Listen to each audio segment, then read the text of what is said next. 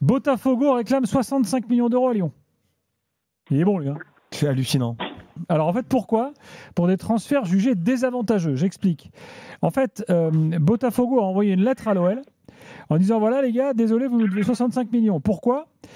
Parce que on a vendu plusieurs joueurs à des conditions favorables pour dégager de la trésorerie et ne pas avoir à facturer. Et en plus, on n'a pas facturé le prêt de l'OL, de prêt à l'OL de Thiago Almada. Voilà. Donc les joueurs vendus à des conditions favorables, ils parlent de Igor Jesus, Jair Cunha, enfin bref, des gars... Mais Gilbert, on peut s'arrêter sur l'hypocrisie de John Textor, qui pendant des années nous a expliqué que de toute façon, son système de multipropriété était vertueux et merveilleux, et qu'il a parlé de ce fameux pot commun, où de toute façon, c'était de l'argent... Parce que les joueurs dont je parle là, ils ne sont jamais passés par Lyon. Hein. Ils ne sont jamais passés par Lyon. Ouais. Et surtout, ce qui est absolument incroyable, et j'ai essayé d'être très clair et de vous expliquer rapidement, c'est que pendant très longtemps, il a facturé l'achat des droits économiques de plusieurs joueurs à l'OL qui restaient à Botafogo à des prix astronomiques en créant une dette à l'Olympique Lyonnais. Et quand il les a revendus forcément en dessous du prix du marché, ça crée une moins-value comptable à l'OL. Pourquoi il a fait ça ? Parce qu'il a trouvé une banque... Il a perdu Kevin là. Non, il a complètement compris. Il a complètement compris ce que j'expliquais. C'est que pourquoi il a fait ça ? Parce qu'il a utilisé une technique qui s'appelle l'affacturage. Il a fait acheter ses joueurs par l'OL, disons 20 millions, Igor Jesus 20 millions, et il est allé voir une banque en disant, au fait, moi, les 20 millions que l'OL me doit, tu vas me les avancer contre une rémunération, et il a financé Botafogo avec cet affacturage via des transferts fictifs. C'est absolument incroyable. Il a créé de la liquidité, de l'argent à partir de rien. Le système de John Textor, c'est de financer Botafogo à partir de rien, à partir des transferts fictifs. Il n'y a que les droits économiques qui ont été transférés. Il est allé voir une banque en me disant « tu vas m'avancer l'argent contre rémunération ». Et cet argent, il n'a pas du tout été utilisé pour l'OL, il a été utilisé pour Botafogo. Prestidigitateur John Textor. Après, ça vient nous donner des leçons en disant mais de toute façon, moi, je vais révolutionner la Ligue.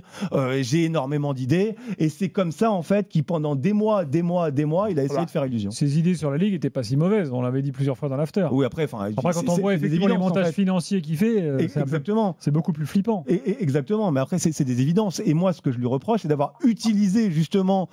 Et c'est pas moi qu'il faut convaincre, en fait, qu'il faut critiquer l'influence de certains dirigeants sur la Ligue, mais il s'est quand même le plus mal placé pour parler. C'est ce qu'il a fait, ce système d'affacturage au détriment de l'OL. Au final, c'est légal au moins ? Ce système, il n'est pas totalement légal. En France, en fait, il était vraiment borderline. C'est difficile en fait de me prononcer, de donner un avis juridique, donc c'est douteux. Là où il est malin maintenant, c'est que maintenant, en fait, le système qu'il a mis en place, il le renverse à son avantage, en fait. C'est complètement lunaire. Il y a deux choses. D'abord, ce qui est assez étonnant, c'est que, sauf si je me trompe, Botafogo fait toujours partie de la Galaxy Eagle, tout comme Lyon, même si Textor n'est plus président de Lyon. Donc c'est assez étrange qu'il y ait ce système. Et si on rationalise tout ça, il me semble que Botafogo avait été racheté à l'époque pour 45 millions d'euros, à peu près, si je ne me trompe pas. Il y a une promesse d'investissement. Tu sais qu'il a quasiment eu Botafogo gratuitement. Il a bénéficié d'une loi brésilienne où il pouvait racheter le club pour quasiment rien s'il y avait une promesse d'investissement. Donc voilà, c'est ça. Ouais. Et aujourd'hui, il réclame plus que la somme qu'il avait payée à l'époque. Mais il gagne du temps. Les gars, ils gagnent du temps. Je juge dans l'ensemble que Lyon a été plutôt désavantagé de cette relation et de la multipropriété. Donc on nous disait en permanence que c'était une poche globale et qu'on allait avoir notre avantage et on allait trouver notre intérêt. Et au final, aujourd'hui, on nous réclame, alors que pour moi, on a été plutôt défavorable dans cette relation et on est plutôt les cocus dans l'histoire. Et je trouve pas du tout que cette demande est légitime et je pense pas du tout qu'elle est sérieuse et en tout cas qu'elle sera appliquée. Mais il n'y croit pas une seule seconde. Il tente du temps. Mais c'est pour gagner du temps. Du temps pour qui ? Gagner du temps dans quel intérêt ? Mais lui, c'est pour gagner du temps dans le but de trouver potentiellement des financeurs, dont peut-être son ami de Nottingham Forest, qui est censé ne plus avoir de fonction managériale. Lui, c'est énorme.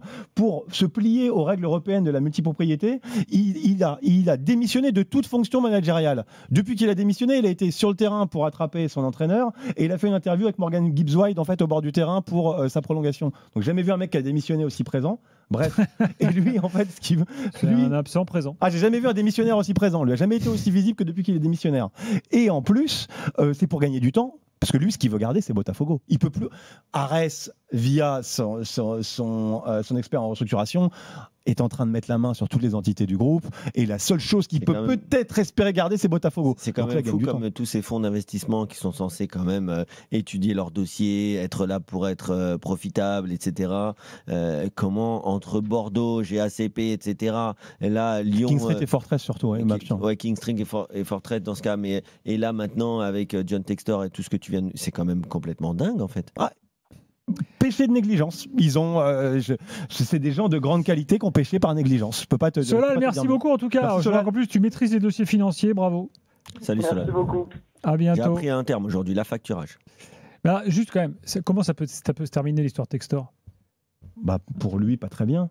Ce qui serait de toute façon, ce qui serait rassurant, c'est que pour lui on s'en fout, mais pour l'OL.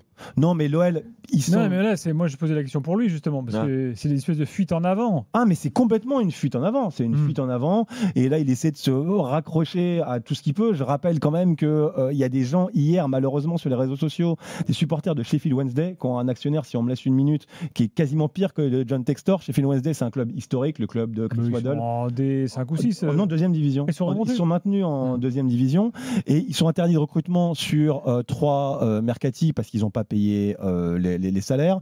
Ils ont une tribune qui est fermée. Tous les joueurs ont pu partir parce qu'on ne payait pas leur salaire. Donc, en fait, leurs 4 meilleurs buteurs sont partis. Dans l'effectif actuel, il n'y a que 11 buts de l'année dernière. Et John Textor, qui a toujours dans l'idée d'introduire sa galaxie qui se résumerait à Sheffield Wednesday et Botafogo, est en bon vautour qu'il est en train d'étudier l'acquisition de Sheffield Wednesday. Donc, eux, qui avaient un gars qui payait pas les salaires, mais qui veut quand même vendre le club 100 millions de pounds, parce qu'ils sont prisonniers en fait de cet actionnaire qui veut pas vendre, ils vont peut-être voir arriver John Textor. Donc s'il y a des supporters francophones qui nous écoutent, grosse pensée à eux. Vraiment les gars, grosse pensée. J'ai quand même cru que la Première Ligue, ou en tout cas les instances anglaises, vérifiaient qui rachète les clubs, etc. Mais Chansiri, à l'époque, c'est quelqu'un qui a été... Dajon Chansiri, c'est l'actionnaire majoritaire de Sheffield Wednesday. C'est quelqu'un qui a mis de l'argent au début, qui sous Carlos Carvajal a fait on le connaît, Textor, donc c'est pas une surprise. Non, mais après, qui nous dit qu'il va être approuvé par la Première Ligue? Mais la Première Ligue, tant qu'il n'y a pas d'infraction, parce que le Director's Test dont tu parles, c'est un test qui permet à la Première Ligue et à l'English Football League de valider le profil des actionnaires, mais tant que lui il n'a pas de condamnation, écoute, il n'y a aucune raison en fait de l'empêcher en fait d'acquérir un club. Tu sais, il y a une personne comme Massimo Cellino qui a eu des soucis à Cagliari et qui a pu racheter Leeds. Il y a énormément de clubs qui ont fini aux mains de personnes peu recommandables après tous les obstacles et tous les tests que tu as pu créer.